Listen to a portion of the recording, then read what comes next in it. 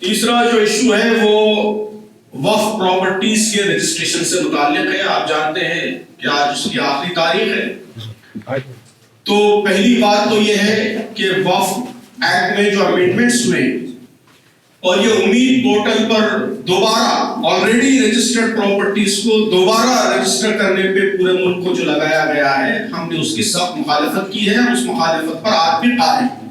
ہم سمجھتے ہیں کہ یہ بالکل غیر ضروری اور نامعقول قسم کا کام ہے اور مسلمانوں کے جو حقوق ہیں ان حقوق کا کلیئر وائلیشن ہے. تو ہم اس کی شدید مخالفت کرتے ہیں، مخالفت کرتے رہیں گے اس ایکٹ کی بھی اور امید پورٹل پر رجسٹریشن کے لزوم کی.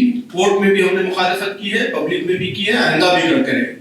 لیکن چونکہ اب یہ قانون نافذ ہو گیا ہے، اس لیے وقف کے تحفظ کے لیے رجسٹریشن کو بھی ہم ضروری سمجھتے ہیں اور اس کی ہم نے مہم بھی چلائی ہے کہ پورے ملک میں چونکہ اب یہ قانون بن گیا ہے، غلطی سے ہی لیکن اب یہ نافذ ہو گیا ہے، تو وقف کے تحفظ کے لیے پورے ملک میں جو پراپرٹیز ہیں وہ رجسٹر کی جائیں. جگہ جگہ جماعت کے سینٹرز کام کر رہے ہیں، دوسری مسلم تنظیموں کے بھی سینٹرز کام کر رہے ہیں اور اس کے ذریعے رجسٹریشن کی کوششیں ہو رہی ہیں.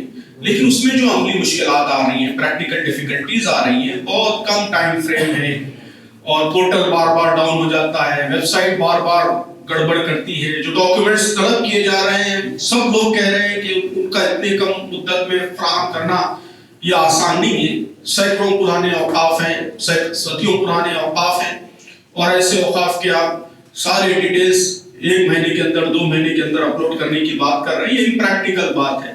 تو ہم نے کورٹ سے بھی یہ بات اپیل کی ہے اور حکومت سے بھی اپیل کرتے ہیں اور آپ کے ذریعے پبلک ڈسکورس میں بھی سہلانا چاہتے ہیں کہ جلد سے جلد اس کی ڈیڈ لائن ایکسٹینڈ کی جانی چاہیے.